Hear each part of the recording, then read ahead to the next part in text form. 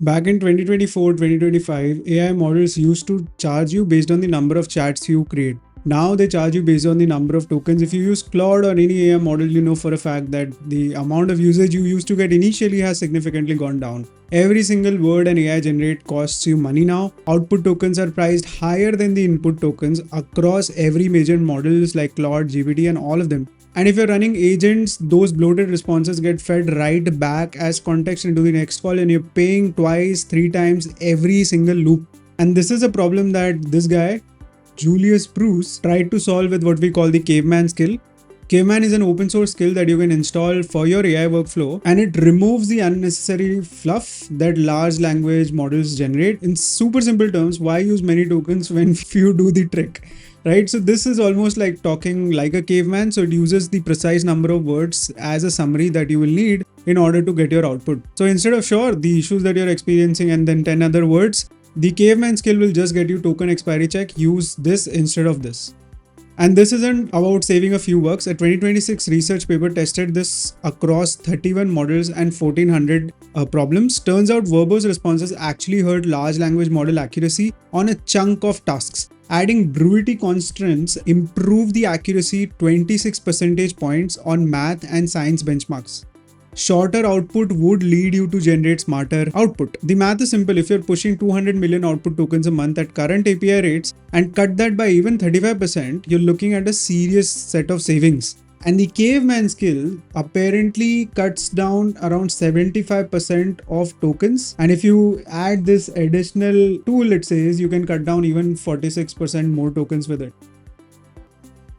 Here's an example. The reason your React component is ABC with Caveman, this is how it looks. New object of render, and then this is what it added. With normal Claude, this is how it looks like, and with Caveman, this is how it looks like. You can control the level of grunt you want, so you can have light control, full control, ultra, and then this is, I don't know what this is, but this looks like the final boss stage of it.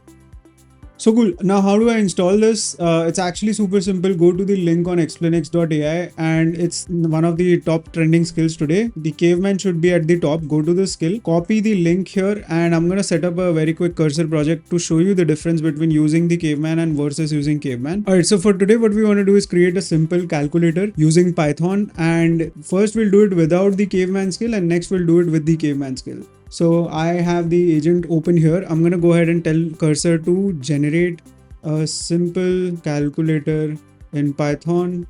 Don't install any dependencies, or I'm just going to put this prompt.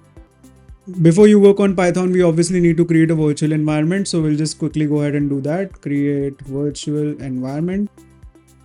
And we kind of cover this in our bootcamps as well. You should not create your Python projects without virtual environments. Once created, we'll activate it.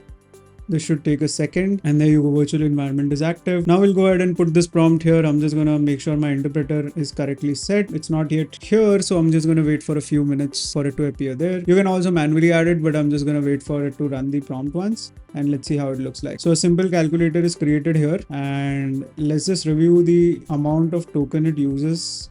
I mean, I can't really see the token count here. Maybe there's a skill for that as well. Or maybe there's a way that we can do that as well. It's kind of verifying it. Okay, it's going to compile.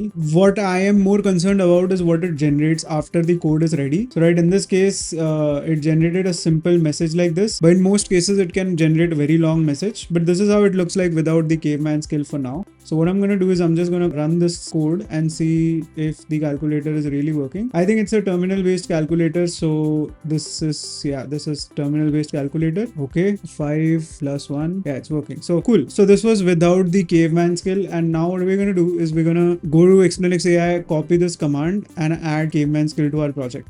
So here we go. Let me just delete the calculator and PyCache so that we start fresh. I'm going to also go ahead and start a new chat. First, let me add this skill. In order to add this skill, you just need to paste the command here, and then it will ask you if you want to add any additional agents. Let's just say Claude Code for now in the project scope, and then proceed with the installation. And if you click on agents now, the new skill is right here. So I'm going to copy this prompt and I'm going to start a new chat.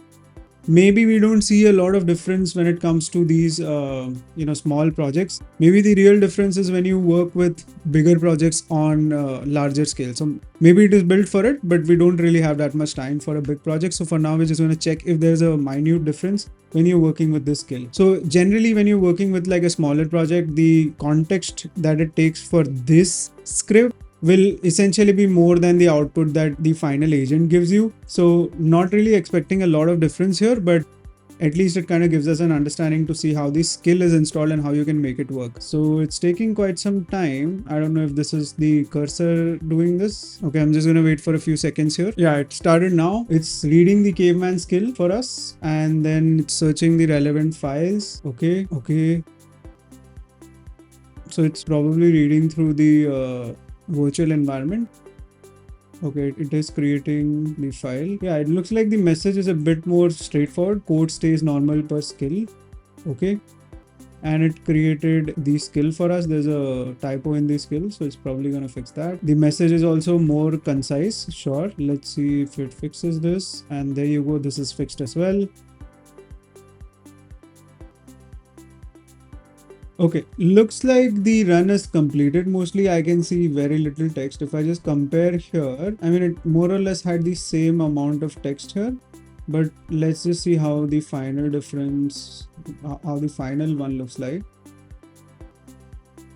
Okay, just gonna wait for a few more seconds. I probably have a slow version of cursor. Maybe it's the internet, maybe I don't know, but at least I am able to generate something here. Cool. So this is how it looks like with the caveman skill. This is how it looks like without the caveman skill. I can see some difference, not a huge difference. I mean, here I have to scroll a bit to see the whole thing. This is in the same UI. In fact, it leaves out a bit of space. So obviously the code generated is not compromised by the skill. What it does change is actually the messages that it gives you after, which if you have worked with large scale projects, you know they can be pretty large. And yeah, I think while it's not obvious in this example, it probably will save you some tokens at the end of the day. Hey, saving 100 tokens a day is also some sort of saving, right? So definitely one of the skills to have in your project. I mean, you can take a look at the code. It's out there, it's open. There's nothing really that, impacts, or it's not calling anything external. So it's pretty straightforward this way. But yeah, I think more or less this is what I wanted to walk you guys through. I hope this is helpful. I hope you also learn how to install your skills. If you guys have any questions, please let me know. I'll see you guys in the next one.